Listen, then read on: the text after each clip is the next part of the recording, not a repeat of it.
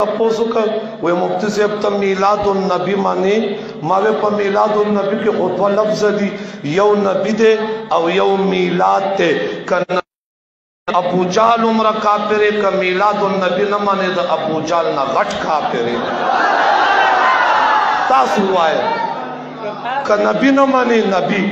شیخ مفتی نجیب اللہ سے مفتی نجیب اللہ سے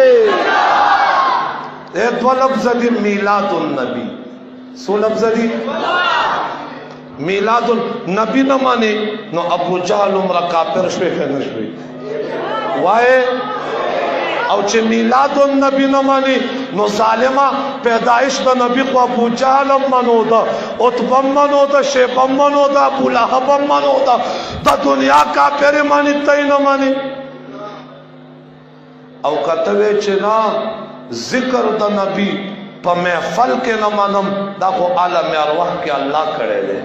ربیع الاول مبارک میاش شروع شوی دا او دا پہ اسلامی میاشتو کے اغا میاشتا کہ دا نبی کریم صلی اللہ علیہ وسلم دا دنیا دا راتلو پیدائش و ولادت سر تعلق لری مسلمان دا پارا دا میاش دیر دا سعادت برکت او دا خوشحالی دا دا دنیا عام زمون دا خلقو دا یو فطری تقاضاوی چه پا کم میاش کے انسان پیدا شوی اغا میاش راشی نو دے خوشحالی او پا خپل پیدایش سالگرہ خوشحالی کئی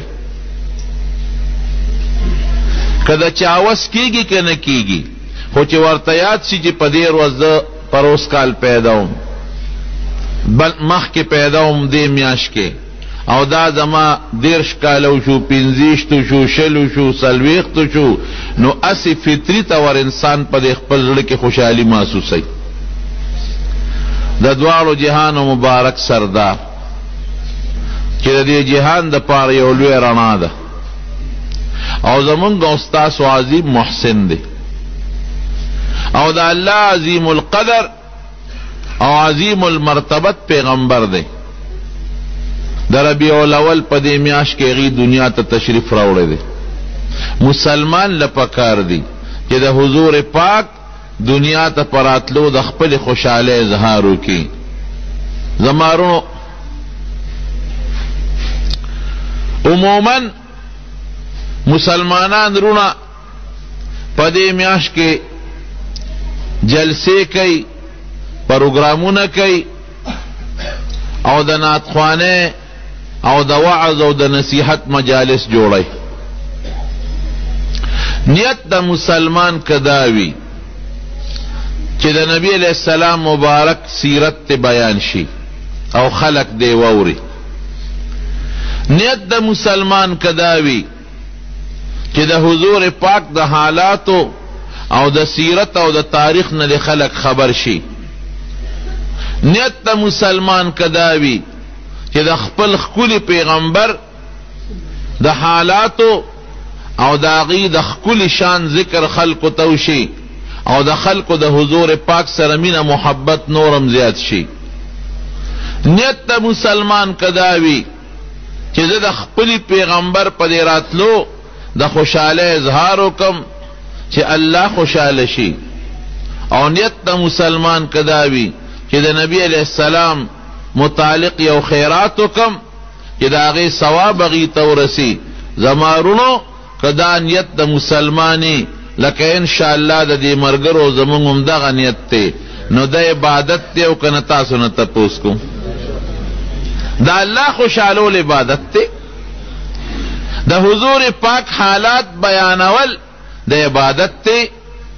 دا حضور پاک سر دا من و دا محبت یو مجلس جوڑول دا عبادت تے دا نبی علیہ السلام اللہ خنن سما میلاد دو بیدت ہوئی میلاد بیدت دنے اللہ مقاری یو کتاب کڑے دے المقصد الاعلی فی میلاد المصطفیٰ دلائل ذکر کرے دی ابن حجر میثمی اگر کتاب کڑے دے النعمت الکبریٰ علی العالم بسید ولد عالم آدم خود زخیم کتاب دے د دغه روزو د صدقاتو د دین روایت ذکر کړی دي نور خط تفصیل کړی دی دواړه کتاب ما سره پراته دي د چا سودای جوړته وخم ته دې وې دا خبرې کوي چې ځان نه وایي خبرې ډېر امت لپاره د دې خلفانو لپاره د دې ګستاخه مولیانو لپاره چې پیغمبر علیه السلام میلاد ته بدعات وایي جشن استقلال وایي جایز دی او میلاد ته پیغمبر علیه السلام دا بدعات دی نو دا د خپل ایمان منوي دي دا د خپل ایمان تجدید وکړي ځکه چې